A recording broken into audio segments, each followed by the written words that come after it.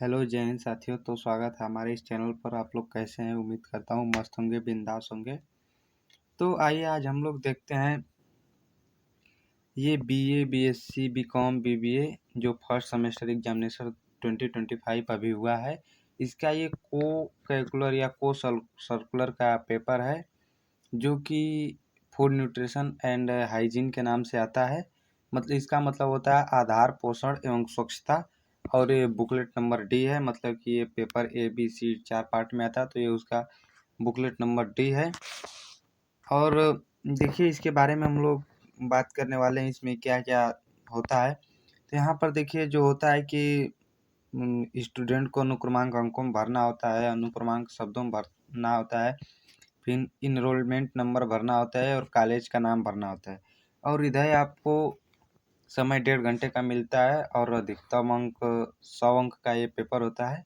लेकिन इसमें केवल 50 क्वेश्चन आते हैं, जिसमें से आपको 33% यानी लगभग 17 क्वेश्चन आप सही कर देंगे तो आप पासिंग मार्क ला सकते हैं, यानी आप पास हो सकते हैं।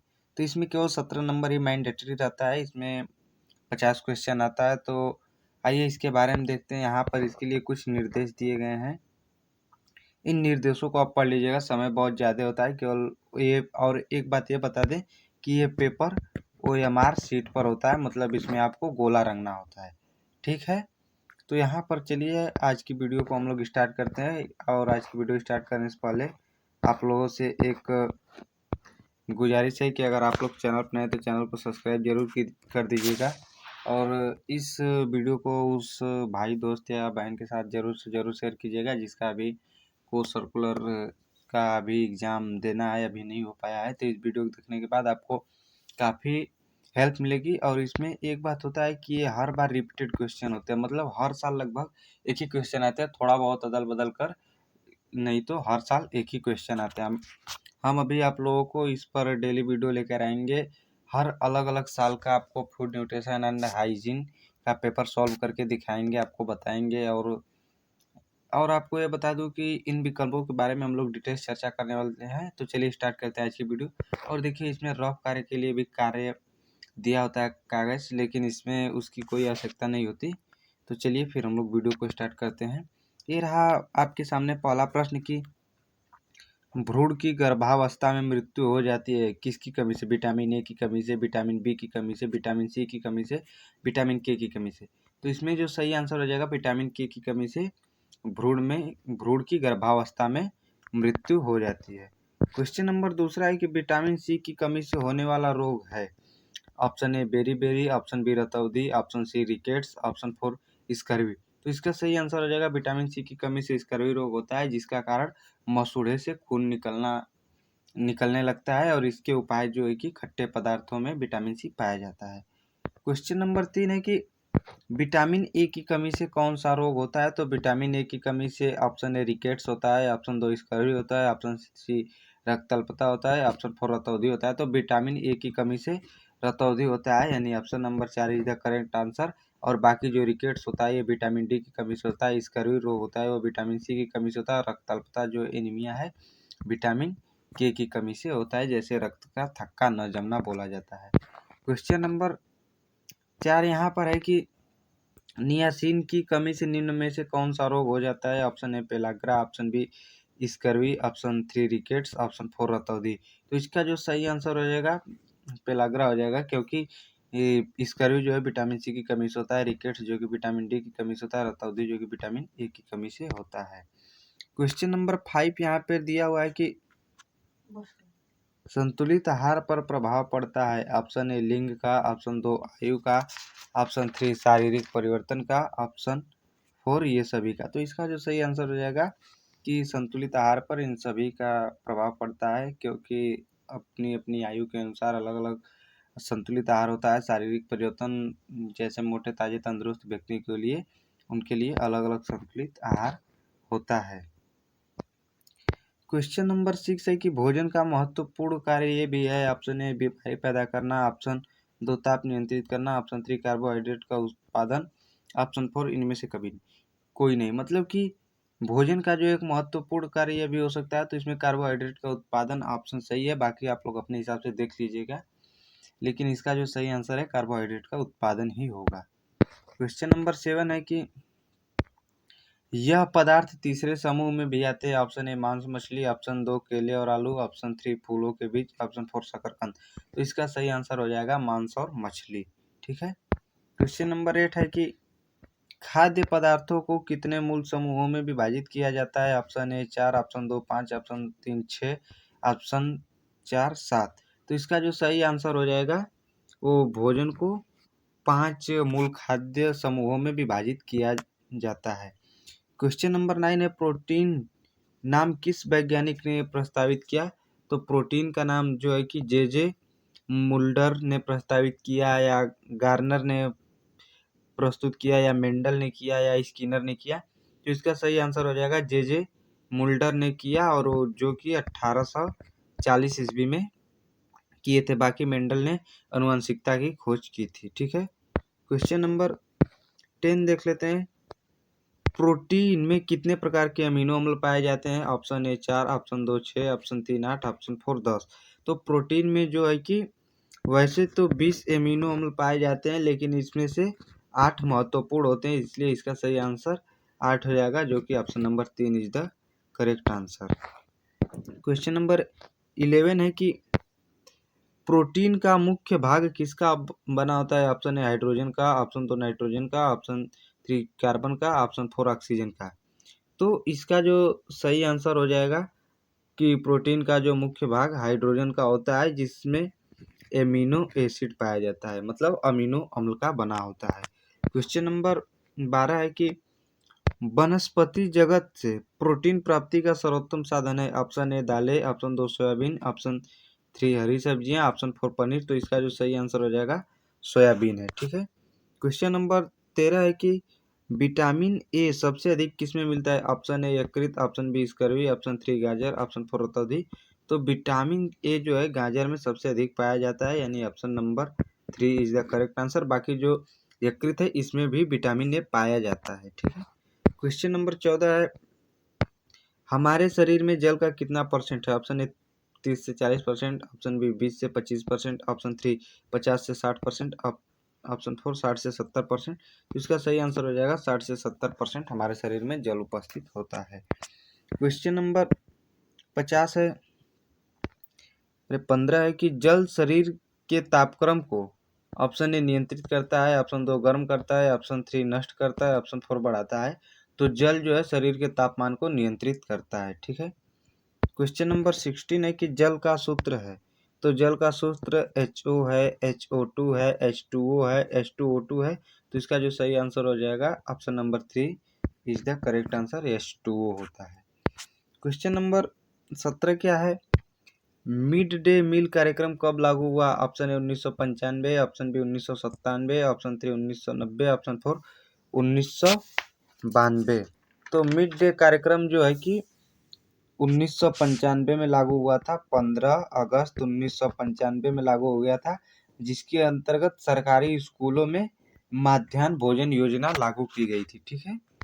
क्वेश्चन नंबर 18 है कि मानव की प्राथमिक आवश्यकता है। ऑप्शन ए सूर्य का प्रकाश, ऑप्शन 2 भोजन, ऑप्शन 3 बिस्तर, ऑप्शन 4 वाहन। तो इसका जो सही आंसर हो जाएगा ऑप्शन 4 भोजन। अगर मनुष्य की प्राथमिक आवश्यकता भोजन ही है, क्योंकि अगर भोजन दिया जाए, सूर्य का प्रकाश न भी मिले, बिस्तर न भी मिले और वाहन न भी मिले तो कार्य चल सकता है, लेकिन अगर भोजन न मिले तो मनुष्य कार्य नहीं कर सकता।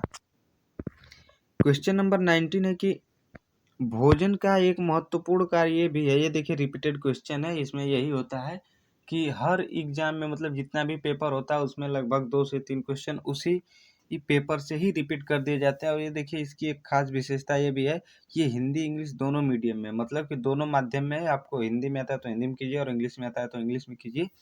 बाकी क्वेश्चन नंबर 19 देख लेते हैं। भोजन का एक महत्वपूर्ण कार्य भी है। ऑप्शन ए रोग कारक, ऑप्शन बी कार्बोस उत्पादन, ऑप्शन 3 शरीर में तापक्रम को नियंत्रित करना, ऑप्शन 4 इनमें से कोई नहीं। तो इसका जो ऑप्शन नंबर दूसरा हो जाएगा कार्बोज उत्पादन, यही इसका सही आंसर है। अगर वीडियो अच्छा लगे तो वीडियो को लाइक कीजिए, और चैनल पर नए तो चैनल को सब्सक्राइब जरूर कीजिए, और कमेंट में बताइएगा कि आपको इसमें से कितना रहा है और कितना आपको इस वीडियो से फ़ायदा हुआ है। ठीक है। और जो भी अभी एग्ज़ाम देकर आए हुए हैं वो अपना प्रश्न पत्र जांच सकते हैं, कि आप कितना प्रश्न सही किए हैं, कितना गलत है। ठीक है। क्वेश्चन नंबर 20 है कि एक सुरक्षात्मक पोषक तत्व है। ऑप्शन 1 कैलोरी, ऑप्शन 2 पानी, ऑप्शन 3 खनिज, ऑप्शन 4 वसा। तो इसका जो सही आंसर है ऑप्शन 3 खनिज है, जो कि एक सुरक्षात्मक पोषक है।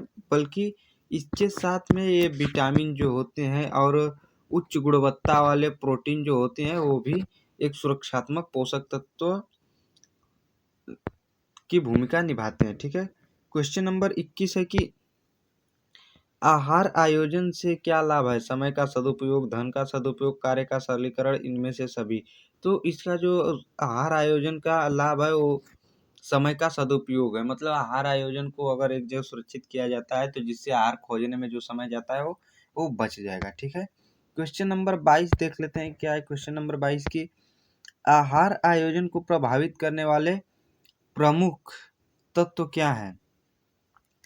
ऑप्शन ए आयु, ऑप्शन 2 व्यवसाय और ऑप्शन 3 संप्रदाय, ऑप्शन 4 सम्मान। तो इसका जो सही आंसर है आयु जो है कि इसको प्रभावित करने वाला प्रमुख तत्व है, लेकिन आयु के अनुसार लिंग और जलवायु जो है वो भी आहार आयोजन को प्रभावित करते हैं।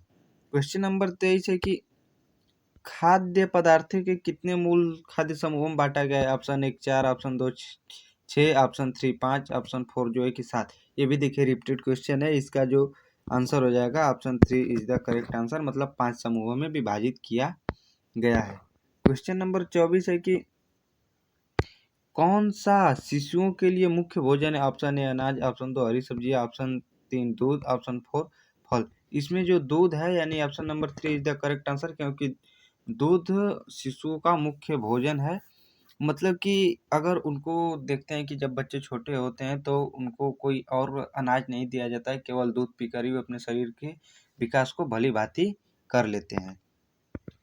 क्वेश्चन नंबर 25 है कि दूध में लौह नमक की मात्रा क्या है? ऑप्शन ए अधिक, ऑप्शन 2 बहुत अधिक, ऑप्शन 3 नगण्य, ऑप्शन 4 कम। तो इसका जो सही आंसर हो जाएगा कि दूध में लौह नमक की मात्रा कम होती है। ठीक है। क्वेश्चन नंबर 26 देख लेते हैं कि राष्ट्रीय पोषण नीति कब अंगीकार की गई? Option A 1993, option B 1995, option 3 1997, option 4 1992। तो इसका सही आंसर हो जाएगा 1993, यानी पहला आंसर इसका सही है। क्वेश्चन नंबर 27 है कि संयुक्त राष्ट्र ने 2021 में कौन सा वर्ष घोषित किया? ऑप्शन ए अंतर्राष्ट्रीय फल और सब्जी, ऑप्शन 2 अंतर्राष्ट्रीय टमाटर वर्ष, ऑप्शन 3 सेब वर्ष, ऑप्शन 4 पोषण वर्ष।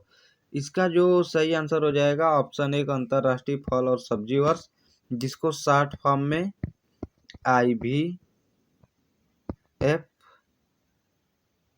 IYFV के नाम से जानते हैं। मतलब international year of fruit and vegetables के नाम से भी जाना जाता है। ठीक है। क्वेश्चन नंबर 28 है कि मधुमेह रोग के लक्षण है। ऑप्शन ए बहुमूत्रता, ऑप्शन 2 अधिक प्यास लगना, ऑप्शन 3 भूख में वृद्धि, ऑप्शन 4 ये सभी। मधुमेह का मतलब डायबिटीज शुगर से है और इस रोग के लक्षण ये सभी है, मतलब कि option number 4 is the correct answer है। ठीक है।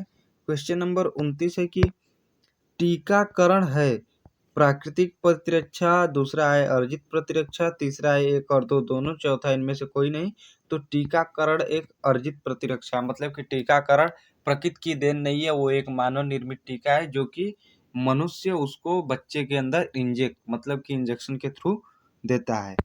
क्वेश्चन नंबर 30 है कि कमजोर प्रतिरक्षा के लक्षण है बार बार बीमार पड़ना, ऑप्शन 2 हर समय थकान महसूस करना, ऑप्शन 3 घाव भरने में समय लगना और ऑप्शन 4 उपयुक्त सभी। तो कमजोर प्रतिरक्षा के ये सभी लक्षण है कि बार बार बीमार पड़ना, अगर आपकी स्टेमिना सही नहीं रहेगी तो आप बार बार बीमार ही पड़ेंगे।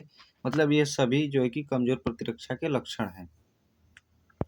क्वेश्चन नंबर 31 है कि जब पोषणिक आवश्यकता शरीर की आवश्यकता के अनुरूप होती है तो ऐसी स्थिति होती है। ऑप्शन 1 कुपोषण की, ऑप्शन 2 अत्यधिक पोषण की, ऑप्शन 3 सुपोषण की, ऑप्शन 4 अल्प पोषण की। तो इसकी सही आंसर हो जाएगा ऑप्शन नंबर 3 सुपोषण। और जो कुपोषण होता है मतलब कि शरीर के अनुरूप भोजन न मिलना। ठीक है। क्वेश्चन नंबर 32 है कि एलर्जी की शिकायत है? ऑप्शन ए मजबूत प्रतिरक्षा के लक्षण, ऑप्शन 2 कमजोर प्रतिरक्षा के लक्षण, ऑप्शन 3 परिस्थितिकी जनक लक्षण, ऑप्शन 4 इनमें से कोई नहीं। तो इसका जो सही आंसर हो जाएगा पहला वाला, मजबूत प्रतिरक्षा का लक्षण है। ठीक है।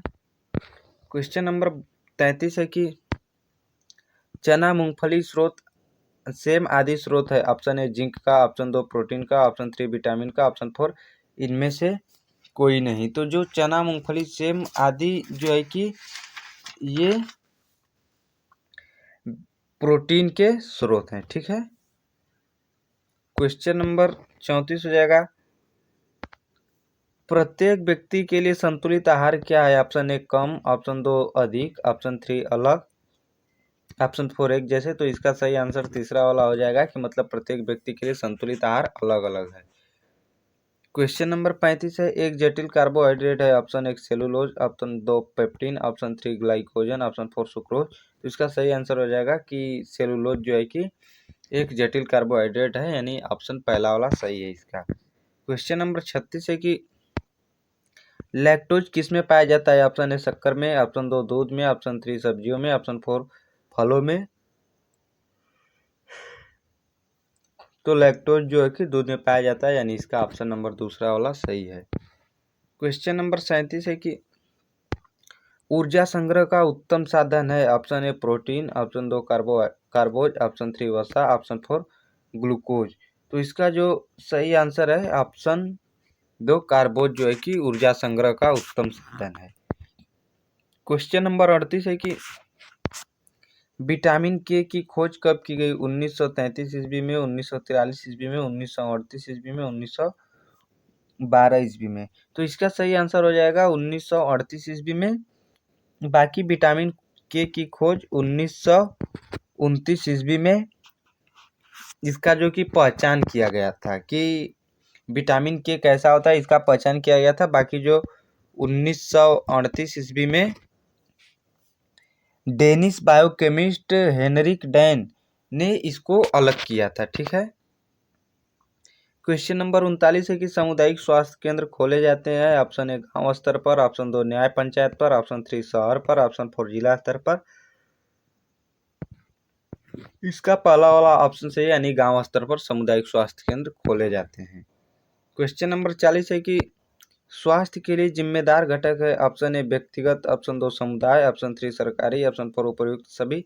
तो स्वास्थ्य के लिए जिम्मेदार घटक उपर्युक्त सभी, क्योंकि व्यक्तिगत यानी पर्सनल लाइफ भी स्वास्थ्य के लिए ज़्यादा जरूरी है, समुदाय भी है और सरकारी भी इसके लिए जरूरी है।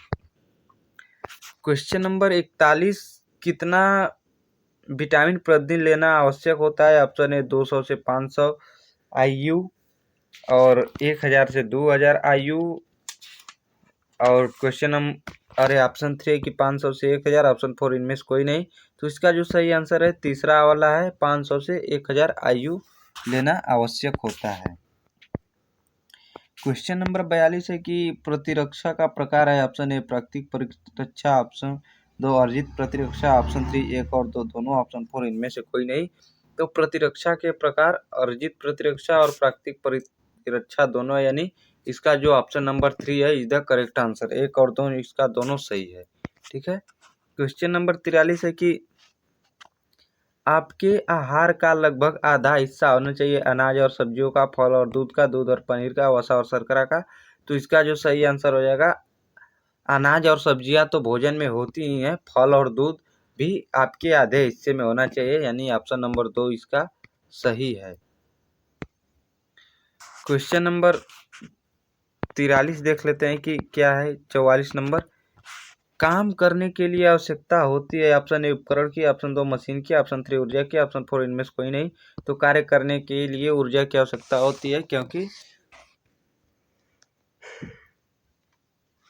ऊर्जा की परिभाषा ही है कि कार्य करने की क्षमता को ऊर्जा कहते हैं। क्वेश्चन नंबर 45 है कि संतुलित आहार के घटक है। ऑप्शन ए कैलोरी, ऑप्शन 2 प्रोटीन, ऑप्शन 3 खनिज और ऑप्शन 4 ये सभी। तो संतुलित आहार के ये सभी घटक है, यानी ऑप्शन नंबर 4 इसका सही आंसर है। क्वेश्चन नंबर 46 है कि स्तनपान के दौरान माँ के शरीर में कितने लीटर दूध का उत्पादन होता है? ऑप्शन ए 1/2 litre, option 2 19 litre, option 3 1 litre, option 4 2 litre. तो इसका सही आंसर हो जाएगा 1 लीटर, जो कि स्तनपान के दौरान माँ के स्तन में दूध होते हैं। क्वेश्चन नंबर 47 है कि वे पदार्थ खाद्य समूह में आते हैं। ऑप्शन ए गेहूं का आटा, ऑप्शन 2 मक्का, ऑप्शन 3 रोटी, ऑप्शन 4 ये सभी। तो ये सभी जो है कि खाद्य पदार्थ के समूह में आते हैं, यानी ऑप्शन 4 इसका सही आंसर है। क्वेश्चन नंबर 48 है, पशु जगत खाद्य पदार्थ है। ऑप्शन ए मांस अंडा, ऑप्शन 2 अंडा ब्रेड बिस्कुट, ऑप्शन 3 दालें सेम सोयाबीन, ऑप्शन 4 मांस बीफ और सब्जियां। तो इसका सही आंसर हो जाएगा ऑप्शन नंबर तीसरा, जो कि दालें सेम और सोयाबीन पशु जगत का मुख्य खाद्य पदार्थ है। क्वेश्चन नंबर 49 है कि क्वाशीरियोरकर रोग किसकी कमी से होता है? ऑप्शन ए प्रोटीन, ऑप्शन 2 ऊर्जा, ऑप्शन 3 कैलोरी, ऑप्शन 4 ये सभी।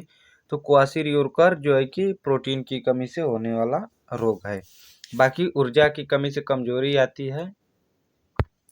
क्वेश्चन नंबर 50 है कि प्रोटीन के कार्य हैं। प्रोटीन के कार्य हैं, ऑप्शन ए शरीर का निर्माण, शरीर में होने वाली टूट फूट, और ऑप्शन 3 शल्य चिकित्सा में उपयोगी। तो इसका जो है कि ये शरीर के टूट फूट में होने वाली मरम्मत भी जो है कि सभी ये प्रोटीन करता है, यानी इसका ऑप्शन नंबर 4 सही है। ये आपका पेपर समाप्त होता है। बाकी आपको देखिए यहाँ पर एक और रफ कार्य करने के लिए जगह दिया होता है, हालांकि इसमें रफ कार्य करने की कोई आवश्यकता नहीं होती। और यहाँ पर देखिए लास्ट पेज पर आपको कुछ निर्देश दिए हुए हैं कि आपको किस तरह से OMR रंगना है या नहीं रंगना है। ठीक है, यहाँ पर नेगेटिव मार्किंग नहीं है, यहाँ पर सब कुछ निर्देश दिया हुआ है। आप इस निर्देश को पूरी तरह पालन करिए, नहीं तो आपकी OMR चेक नहीं होगी। तो आप लोग वीडियो को लास्ट तक बने रहे, इसका बहुत बहुत धन्यवाद। और आप लोग चैनल को सब्सक्राइब कर दीजिए, और वीडियो अच्छा लगे तो वीडियो को लाइक कीजिए, और कमेंट में बताइए कि आपका कितना क्वेश्चन सही है, इससे कितना आपको फायदा हुआ।